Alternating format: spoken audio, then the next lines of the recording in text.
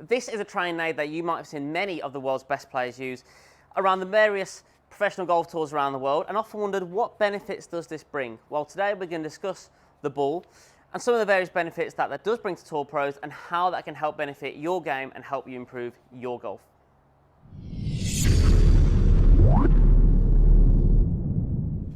Now, the first benefit that you'll see, what many of the world's best players like to use this ball for, is our ability to keep this gap in between our elbows to the top of the swing.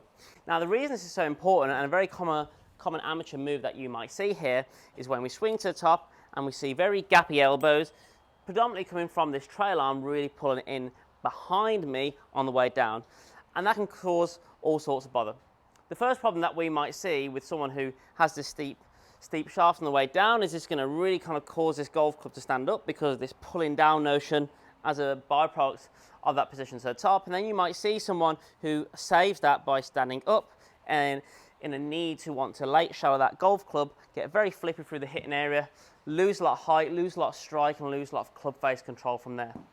Further with that, someone who sees quite a big gap in the elbows can reach that golf club be thrown over the top. So when we throw that golf ball over the top, especially if it's very steep, we're really going to cut across that golf ball, see a lot of that kind of typical slicers move over the top, potentially even that club face open as well, and that will really affect where we strike the golf club ball out of the club face as well. So what I will commonly see is someone who has very kind of wide elbows and throws it over the top can really see a lot of shanks, because that's causing that golf club to be thrown over the top. But depending on how you try and save that golf ball, instinctively or consciously, you can see some toe shots, thins, fats. There's no real consistent move through the golf ball because there's a lot of saving being required here because of that move where these elbows become quite wide. So the ability to use this ball, especially if that's a backswing that you might see in your own move, and get used to making that backswing without seeing that golf ball or seeing that ball come out, is really important versus the latter of this kind of move.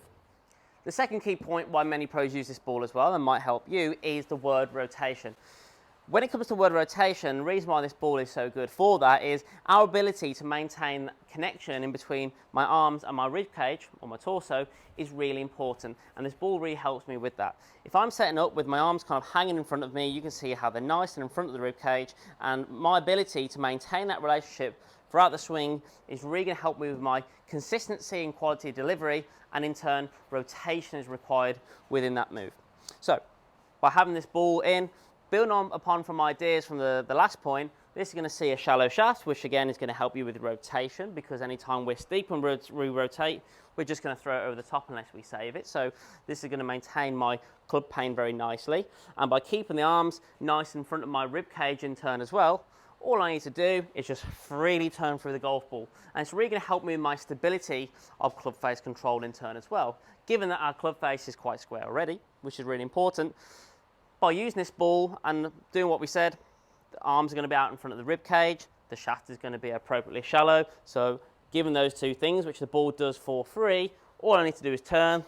The club face maintains its angle without me having to manipulate it in any way, and I'll just come through to a nice full finish because of the ball from there. And lastly, the final point that this ball helps you with is good solid arm structure. So not only does the golf ball obviously help with arm structure to the top of the swing based on what we spoke about just a moment ago, but it's also going to help you with your arm structure on the way through, especially if you're that kind of golfer who sees a lot of chicken wing, a lot of collapsing of the arm coming into and post impact. The ball's really going to help you. Anytime we kind of see that, that's coming from two areas. That can be coming from the right arm throwing quite early, so we're losing our arm structure that way, and that's why we see this kind of broken down maneuver on the way through. Or from a rotation perspective, if we stop turning with the upper body and the lower body on the way through, potentially because of a lack of connection or because of other reasons, again, this is going to stall out, and I'm going to throw my arms in order to catch up from there as well. So if you struggle with your arm connection or your arm structure on the way to the top, and especially if this is you on the way through, the ball can really help you here. It's going to keep a nice solid arm structure throughout the swing, and then all you need to think about is gripping like normal, making some swings to just turn through, allowing the ball to do its thing for you. So I hope that helps answer your questions of why do you see this ball on tour ranges so often, and how can it benefit your move? If you have any further questions, please don't hesitate to drop me a comment on the comment section down below, or drop me a follow on my socials. For any online or individual coaching, drop me a follow on the SKILLEST app, search David Atkins and drop me a message from there. But until next time, we'll catch you on the next one.